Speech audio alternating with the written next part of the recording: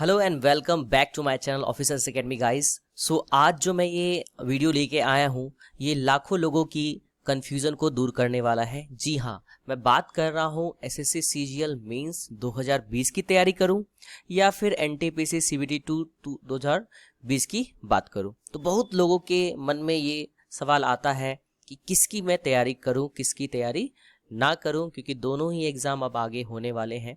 But फिर भी कई लोगों के मन में ये प्रश्न होता है, क्योंकि किसी के कुछ एग्जामिनेशन में अच्छे मार्क्स है, किसी के दूसरे में अच्छे मार्क्स है, किसी के दोनों में अच्छे नहीं है, किसी के दोनों में अच्छे हैं। तो एक एक करके मैं देखता हूँ। आगे बने रहिए हमारे साथ, ये काफ़ी हेल्पफुल होने वाला है आपके लिए। ठीक है, तो पॉसिबिलिटीज़ क्या क्या है हमारा, कि कैसे कैसे बच्चे हैं इस रेंज में। लाखों बच्चे हैं अभी, तो कुछ ऐसे बच्चे हैं जो कि गुड स्कोर कर रहे हैं एसएससी सीजीएल टीयर 1 में भी, एंड गुड स्कोर कर रहे हैं एनटीपीसी सीबीटी 2 में भी, सीबीटी 1 में भी। कुछ ऐसे बच्चे हैं जो कि सीजीएल के टायर 1 में लेस स्कोर कर रहे हैं बट एनटीपीसी में गुड स्कोर कर रहे हैं। कुछ ऐसे बच्चे हैं जो कि सीजीएल में गुड स्कोर कर रहे हैं बट एनटीपीसी में अच्छा स्कोर नहीं कर रहे हैं। और कुछ हमारे पास ऐसे बच्चे हैं जो कि दोनों में ही थोड़ा कम स्कोर कर रहे हैं। तो मेरे पास सभी के लिए कुछ ना कुछ स्ट्रेटजी है। अगर आप इस स्ट्रेटजी को फॉलो कीजिएगा तो कहीं ना कहीं आप दोनों ही एग्जाम में बेहतर कर सकते हैं। तो आइए एक एक करके मैं बढ़ता हूँ आगे। तो सबसे पहला पॉसिबिलिटीज है कि good score in both SSC CGL tyre 1 and good score in NTPC CBT 2। मान लो आपका एसएससी सीजीएल में भी 150 प्लस स्कोर आ रहा है एंड एनटीपीसी में भी आपका 75 प्लस स्कोर हो रहा है। तो आपका यहाँ पे दोनों में चांस बन रहा है, राइट। लेकिन कॉम्पिटिटिव एग्जामिनेशन का ये नेचर होता है कि इसकी कोई भी प्रोबेबिलिटी नहीं होती है, कि फिक्स प्रोबेबिलिटी नहीं होती है कि आपका 100% श्योर है कि सीजीएल में हो ही जाएगा या फिर 100% श्योर है कि एनटीपीसी में हो ही जाएगा। तो हमें ऐसा क्या करना चाहिए जिससे कि हम दोनों ही एग्जाम में अच्छा करने का प्रयास कर सके। ठीक है, सबसे पहली बात, अगर आपका सीजीएल में स्कोर अच्छा है इट मीन्स आपका मैथ्स भी काफ़ी अच्छा होगा, रीजनिंग भी अच्छा होगा, जीके भी अच्छा होगा एंड इंग्लिश भी अच्छा होगा, राइट।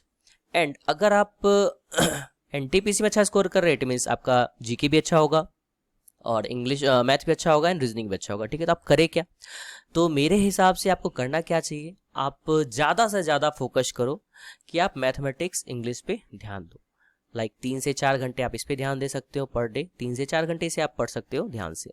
और जीके जीएस को आप 1 से 2 घंटे आप वक्त दीजिए। ठीक है, एंड रीजनिंग आप पर डे अगर हाफ आवर भी कुछ क्वेश्चंस का प्रैक्टिस करेंगे तो आपका कंप्लीट तैयारी हो जाएगा सीजीएल के लिए। और मैं ज़्यादा फोकस चाहता हूं कि आप लोग सीजीएल का ही प्रिपरेशन करो, चाहिए चारों पॉसिबिलिटीज़ में वर्क करने वाला है। क्यों?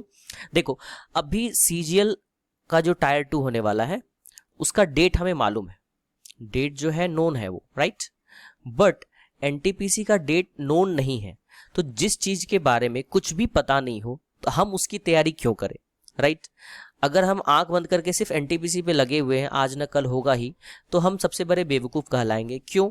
क्योंकि वो कब होगा नहीं होगा, हो सकता है उससे पहले आप सीजीएल में अच्छा स्कोर करके सीजीएल में जॉब ले ले, है ना, ऐसा होता है ना, राइट। तो जो हमारे पास सबसे आगे है, सबसे पहली अपॉर्चुनिटी होती है, हमें उसी पे ज़्यादा फोकस करना चाहिए। तो मैं सजेस्ट करूंगा कि सबसे पहले आप सीजीएल पे ज़्यादा फोकस करें, क्योंकि आपका स्कोर भी अच्छा है। तो आप इंग्लिश और मैथ को डिस्ट्रीब्यूट कर लीजिए। अगर आपका मैथ्स थोड़ा वीक है तो यहाँ पे 4 घंटे आप दे देना, इंग्लिश थोड़ा कमजोर है तो 3 घंटे दे देना। अगर इंग्लिश ज़्यादा वीक है तो इंग्लिश पे 4 घंटे दो, मैथ्स पे 3 घंटे दो। इस तरह से आप 7 घंटे इसमें दे दो, ठीक है। और 2 घंटे आप जीके जीएस में दो, जिससे कि आपका एनटीपीसी का भी तैयारी होता रहेगा 9 घंटे। और आधे से लेके 1 घंटा आप रीजनिंग पे दो, तो आपका 10 घंटे का जो स्टडी है आपको पूरी तरह से दोनों ही एग्जाम में सफलता दिलवाएगी। ठीक है, बढ़ते हैं अपने अगले क्वेश्चन, अगले पॉसिबिलिटीज पे। तो दूसरा पॉसिबिलिटीज है हमारा less score in SSC CGL tyre 1 and good score in NTPC. तो यहाँ पे भी अब इसमें भी दो सब पॉसिबिलिटीज है। क्या क्या है? या तो एसएससी सीजीएल में आपका इतना कम स्कोर है कि आपका टायर 1 भी क्लियर नहीं होगा, तो आप आंख बंद करके एनटीपीसी का तैयारी कर सकते हो, राइट।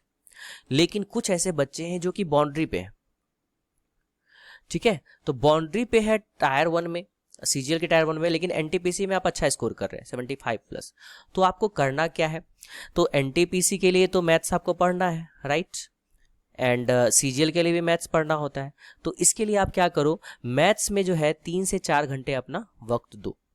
दूसरी चीज, आपका एनटीपीसी में अच्छा स्कोर है, इट मीन्स आपको जीके अच्छे से पढ़ना होगा क्योंकि वो आने वाला है, ठीक है। तो जीके में भी आपको 3 से 4 घंटे देना होगा, राइट। तो जिससे क्या होगा, मैथमेटिक्स जीके आपका दोनों अच्छा हो रहा है। साथ ही साथ अब बात है इंग्लिश की, तो इंग्लिश जो है सिर्फ सीजीएल में आती है, एनटीपीसी में नहीं आती है।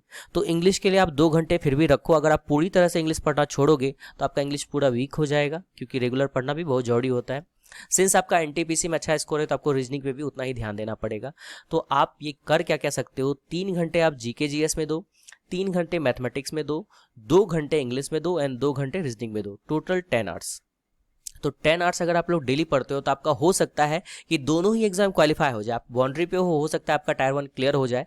तो आप इस तरह से अगर मेहनत करोगे, डेली रूटीन बनाओगे, तो आपका दोनों ही एग्जाम में आप सफलता पा सकते हो, मतलब दोनों ही एग्जाम को क्लियर कर सकते हो, ठीक है। नेक्स्ट पॉसिबिलिटीज पे हम लोग आते हैं। तो हमारा नेक्स्ट पॉसिबिलिटीज जो है वो है कि good score in SSC CGL tyre 1 and less score in NTPC. तो इसमें भी अब दो सब पॉसिबिलिटीज है। पहला ये कि आपका एनटीपीसी जो है, एनटीपीसी में आप बहुत ही कम स्कोर किए हो, राइट, लाइक 50 उससे भी कम, तो आप पूरी तरह से सीजीएल पे ध्यान दे दो क्योंकि सीजीएल में आपका अच्छा स्कोर होगा।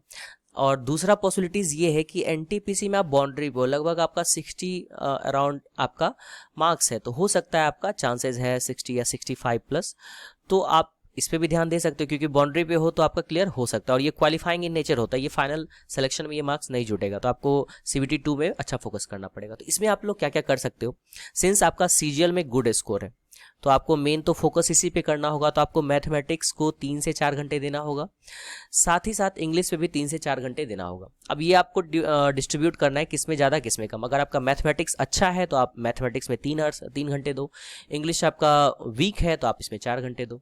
सिमिलरली अगर मैथ्स आपका वीक है तो उस पर 4 घंटे दो, इंग्लिश आपका अच्छा है तो उस पर 3 घंटे दो। तो ये आपको इसमें 3 से 4 घंटे मतलब 7 घंटे जो है मैथ और इंग्लिश पे देना है। उसके बाद आपका एनटीपीसी में बाउंड्री पे हो, इट मीन्स आपको जीके जीएस अच्छे से पढ़ना पड़ेगा, तो आपको पर डे 2 घंटे इस पे देना होगा। साथ ही साथ आप 1 घंटे के लिए रीजनिंग भी पढ़ोगे क्योंकि आप एनटीपीसी में बाउंड्री पे हो, और रीजनिंग पढ़ोगे तो वो आगे सीजीएल में होने वाले जो भी 2021 के एग्जाम है उसमें भी आप अच्छा स्कोर करोगे। तो टोटल 10 घंटे का मैंने यहाँ भी शेड्यूल बनाया है। आप अगर 10 घंटे मेहनत करोगे इस तरह से तो आप जो है अच्छा स्कोर करके दोनों ही एग्जाम को क्वालिफाई कर सकते हो। So next and last possibilities जो है हमारा वो क्या है कि आपका सीजीएल में भी लेस स्कोर है एंड एनटीपीसी में भी लेस स्कोर है। इसमें भी बहुत सारे पॉसिबिलिटीज बनते हैं। अगर आपका दोनों में मतलब कट ऑफ से भी कम आने वाला है तो आप किसी के लिए एलिजिबल नहीं हो, राइट। तो आप क्या करोगे, आप एक फिक्स करो, हमें सीजीएल का करना है, एनटीपीसी का करना है। तो एनटीपीसी 3-4 साल में एक बार आता है इसका फॉर्म, लेकिन सीजीएल का हर साल आ ही जाता है, लेट देर सवेर। तो आप सीजीएल के लिए फोकस करो और मैथमेटिक्स इंग्लिश को ज़्यादा पढ़ो। रीजनिंग भी इंपॉर्टेंट है और जीके भी इंपॉर्टेंट है, सारा पढ़ना पड़ेगा, ठीक है। लेकिन अगर आप दोनों में ही बाउंड्री पे हो, दोनों में ही बाउंड्री पे हो, तो आप क्या करोगे। तो मैं सजेस्ट करूंगा कि आप सीजीएल का प्रिपरेशन करो। क्यों ये मैं बोल रहा हूं, क्योंकि डेट हमें किसका नोन है, डेट जो नोन है हमारे पास वो है सीजीएल का। डेट नोन है कि सीजीएल का जो मेंस होने वाला है वो दिसंबर में होने वाला है, लेकिन एनटीपीसी के बारे में कुछ भी नहीं कहा गया है कि आज होगा, अगले साल होगा, 2 साल में होगा, कुछ भी नहीं पता उसके बारे में। तो जो अपॉर्चुनिटी हमें आगे मिल रही है हमें उसी पे ध्यान देना होगा, राइट। तो हमें एसएससी सीजीएल पे ही फोकस करना चाहिए, ठीक है। अब बात रही कैसे कैसे हम लोग टाइम डिस्ट्रीब्यूट करें, ठीक है। तो टाइम डिस्ट्रीब्यूशन के लिए हम लोग देख सकते हैं कि यहाँ मैंने 3 से 4 घंटे लिखा है, 3 से 4 सभी जगह 3 से 4 घंटे लिखा है। तो यहाँ पे आपको अच्छे से देना होगा कि कौन सा सब्जेक्ट आपका वीक है एंड कौन सा स्ट्रांग है। तो सबसे पहली बात, क्योंकि हम लोग एसएससी सीजीएल पे ध्यान दे रहे हैं और हम लोग मेंस देने वाले हैं, अगर क्वालिफाई हो जाएंगे तो उसमें मैथमेटिक्स और इंग्लिश आता है। तो मैं इसमें आप 4-3 या 3-4 के रेशियो में आप प्रिपरेशन कर सकते हो। जो आपका वीक है उसमें ज़्यादा टाइम दो, जो आपका स्ट्रांग है उसमें कम टाइम दो, ठीक है, इस तरह से, ठीक है।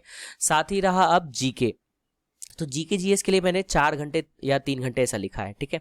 अगर आपका एनटीपीसी में भी चांस लग रहा है तो आप इसे छोड़ नहीं सकते हो, आप 3 घंटे आप इसमें दे सकते हो, ठीक है। बात रही रीजनिंग की, तो रीजनिंग में मैंने 3-4 घंटे लिख दिया, लेकिन आप 12 घंटे पढ़ोगे तभी तो। यहाँ पे ऐसे देखा जाए तो 12 से 16 घंटे का पीरियड बन रहा है। तो अगर आपका दोनों में वीक स्कोर है, इट मीन्स आपका कहीं ना कहीं प्रिपरेशन अभी बहुत कम है। तो आप 16 घंटे आपको मेहनत करना होगा अगर आप 1 साल या 1.5 साल के अंदर अपना नौकरी चाहते हो। तो अगर आप इसी रेशियो में पढ़ोगे जैसे आप अभी पढ़ रहे हो तो 4 साल में भी नौकरी नहीं लगने वाली है, ठीक है। नौकरी लगने का होता है तो 1 से 2 साल के अंदर नौकरी लग जाती है, वो ज़बरदस्त का हमें मेहनत चाहिए, ठीक है। तो आप देखो, सभी को आप मिला के सबको 4-4 घंटे दे सकते हो तो आप बहुत अच्छा करोगे, 16 घंटे पढ़ाई करो। नहीं तो सबको 3-3 घंटा में डिस्ट्रीब्यूट करो, ठीक है। और देख लो कि कौन सा सब्जेक्ट वीक है, कम है, उसमें थोड़ा आधे घंटे इंक्रीज कर दो, किसी में आधे घंटे घटा दो। लाइक आपका मैथ बहुत अच्छा है तो आप उसको 2.5 घंटे ही पढ़ सकते हो, ठीक है। इंग्लिश आपका वीक है तो उसको आप 3 घंटे पढ़ो। जीके आपका वीक है 3 घंटे पढ़ो। रीजनिंग अच्छा है, इसको 2 ही घंटे पढ़ो। तो कितना हो गया, 3-3 6 घंटा, 4 10, तो आपका भी मैंने 10.5 घंटे पे ला दिया, ठीक है। 10.5 घंटे भी पढ़ोगे तो अच्छा से पढ़ाई कर सकते हो आप, ठीक है। जो भी लोग लॉज में रहते हो उसे एक बहुत ही विनम्र निवेदन है कि खाने पीने पे जो है बहुत ज़्यादा ध्यान नहीं देना है, ठीक है। अब मैंने देखा कि पटना में सबको खाने का बहुत ज़्यादा शौक होता है, ठीक है, खाने का शौक होना चाहिए, उसे हम लोग कम नहीं कर सकते, बट उसी में अपना ज़्यादा टाइम बर्बाद कर देना ये बहुत बड़ी बेवकूफ़ी होती है। लाइक आप 3 घंटे दे रहे हो और मुर्गा भात खा रहे हो बना के, पढ़ाई कहाँ गया पता नहीं है, तो वो बहुत बड़ी बेवकूफ़ी है। दाल भात खाओ, सब्जी रोटी खाओ और ज़्यादा टाइम दो, आधे घंटे में खाना बनाओ और बाकी टाइम पढ़ाई पे दो भाई, तभी 1 साल में सिलेक्शन होगा। सिलेक्शन होने के बाद अपना फुल टाइम दे देना खाना बनाने पे, चलेगा। शादी कर लेना, चलेगा, अच्छे से बनाए बनाए मिलेगा अच्छा सा, ठीक है। तो पटना में या फिर भागलपुर, इलाहाबाद, जहाँ भी जो लोग भी रहते हो, दिल्ली, जहाँ भी रहते हो, अगर खुद से बनाते हो तो मैं यही कहूँगा कि खाना साधारण खाओ। हेल्थ भी ठीक रहेगा, नॉनवेज छोड़ दो वो भी ठीक है, चलेगा, बट पढ़ाई पे ज़्यादा फोकस होना चाहिए। बस इतना ही कहना चाहूँगा, बहुत ज़्यादा मैं किसी के लाइफ में इंटरप्शन नहीं करना चाहता हूँ, बट ये एक बड़े भाई का सजेशन है, अगर आप मानोगे तो मेरे ख्याल से बहुत अच्छा करोगे और जल्द से जल्द नौकरी पालोगे आप लोग। So all the best, all the very best guys, and thank you for watching this video till the end. Thank you very much. Okay, bye bye, good day.